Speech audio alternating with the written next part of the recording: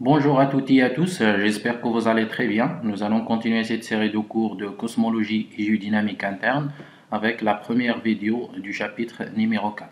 Ce chapitre est le dernier de la première partie et dans ce chapitre nous allons voir quelle est la dérive des continents et comment on est passé de cette théorie de la dérive des continents à parler de la tectonique des plaques, c'est-à-dire que nous allons voir également l'expansion des fonds océaniques, les limites des plaques et quel est le moteur de la tectonique des plaques.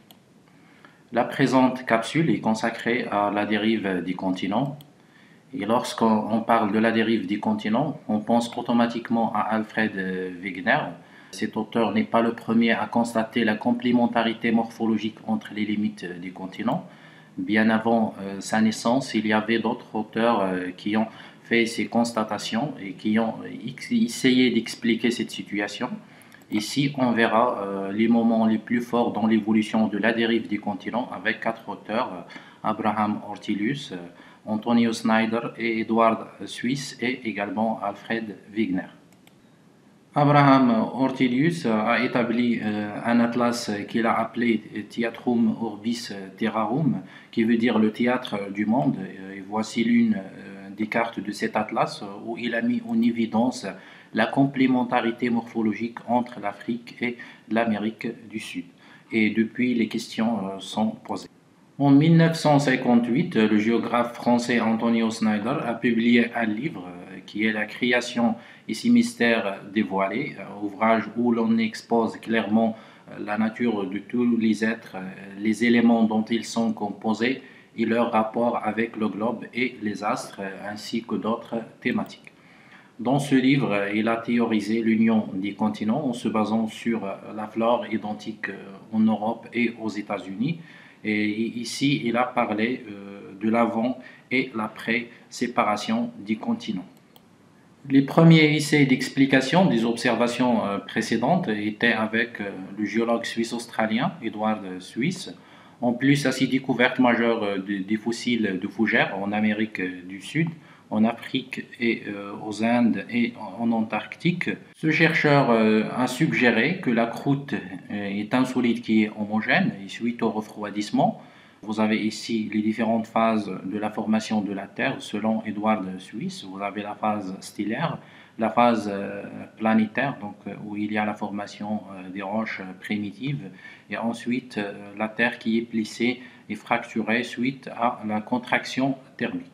Donc, suite au refroidissement de cette masse qui est homogène, il va subir une contraction qu'on peut assimiler à une pomme qui se dessèche, et la contraction va entraîner des mouvements qui sont essentiellement verticaux, donnant naissance à des reliefs, des chaînes de montagnes et des effondrements qui forment les bassins océaniques. Allant des faits de la découverte des fossiles identiques sur les continents et la contraction thermique, Edward Suisse suggère que les continents étaient connectés par des ponts continentaux, formant un supercontinent qu'il a appelé Gondwanaland. Et à travers ces ponts, qu'il y a eu migration des êtres vivants. Et par la suite, les océans ont envahi les terres pour se retrouver avec la situation actuelle.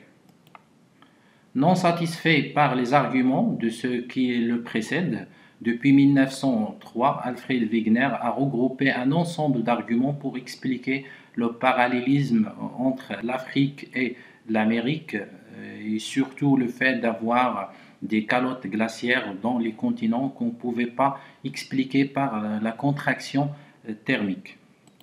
Donc, au début du XXe siècle, le physicien météorologue Alfred Wegener a proposé une théorie de la dérive des continents pour tenter d'expliquer la similitude dans le tracé des côtes, par exemple de part et d'autre de l'Atlantique. Quels sont les arguments avancés pour défendre cette théorie de la dérive des continents? Premièrement, l'argument morphologique qui est la correspondance morphologique des côtes, c'est-à-dire les limites entre l'Amérique du Sud et l'Afrique, comme une pièce de puzzle.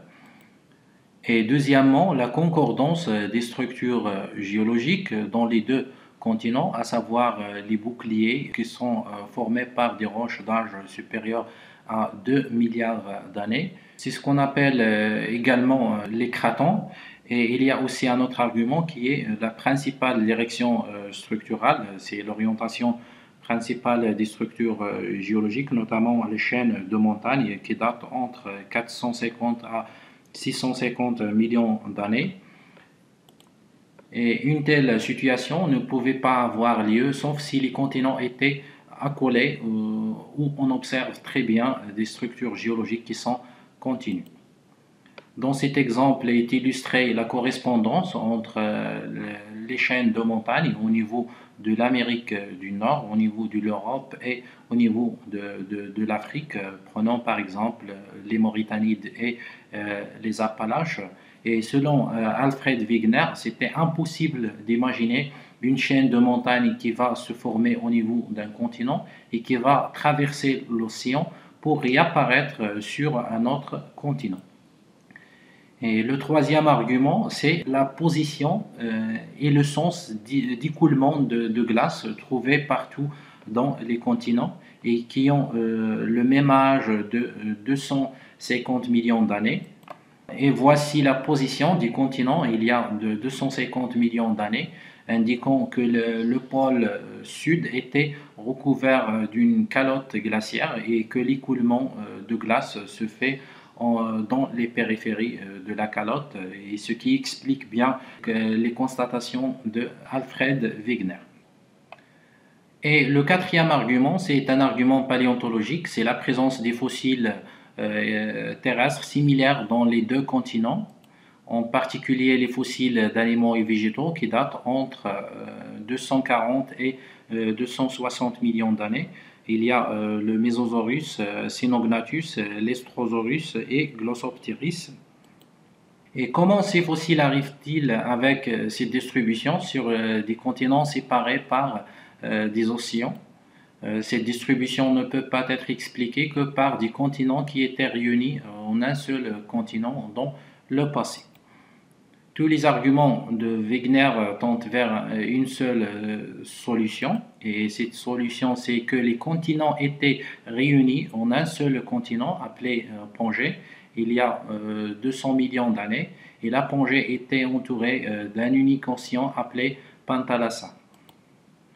Cette théorie de Wegener a été rejetée en 1930, mais c'était une hypothèse génératrice des sciences, même si elle n'a pas posé des mécanismes satisfaisants pour expliquer les mouvements des continents. Et cette théorie a soulevé des questions suffisamment sérieuses, fondées sur des faits réels pour qu'on s'attaque à y répondre, mais il aura fallu attendre plus que 40 ans pour que les idées de Wegener refassent surface, avec le développement des nouvelles techniques d'étude des fonds océaniques, et on commence à se mettre à la recherche du mécanisme de la dérive des continents, et d'ici on parle de la tectonique des plaques. La première vidéo du chapitre numéro 4 arrive à son terme, et à très bientôt dans la deuxième vidéo où nous allons découvrir comment les nouvelles technologies de l'étude des fonds océaniques ont contribué à proposer ou bien à confirmer la tectonique des plaques. Je vous laisse avec cette vidéo qui retrace de l'histoire de la Terre, ou bien la dislocation des continents à travers les temps géologiques, et à très bientôt.